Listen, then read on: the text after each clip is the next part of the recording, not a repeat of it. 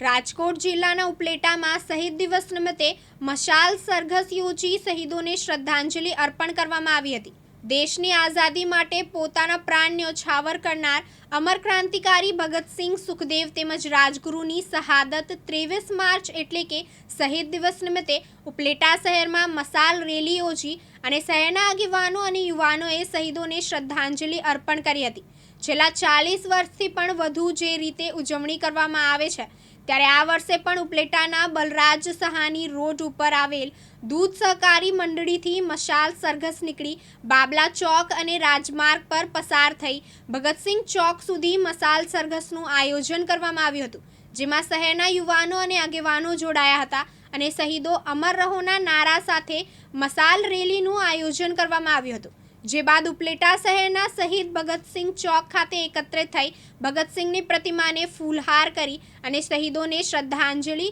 અને પુષ્પાંજલિ આપવાનો એક કાર્યક્રમ યોજવામાં આવ્યો હતો, જેમાં શહેરના આગેવાનો અને યુવાનો ઉપસ્થિત રહ્યા હતા અને દર વર્ષની જેમ આ વર્ષે પણ વિધિવત રીતે શ્રદ્ધાંજલિનો એક કાર્યક્રમ યોજાયો હતો અને ભારત દેશના તમામ વીર શહીદોને યાદ કરી તેમની શહીદીને લોક કાયમ યાદ રાખી દેશ માટે અને દેશવાસીઓ માટે પ્રેરણારૂપ બને તેવી ઈચ્છા વ્યક્ત કરી હતી। વિપુલ ધામેચા, દિવ્યાંગ ન્યૂઝ, ઉપલેટા, રાજકોટ।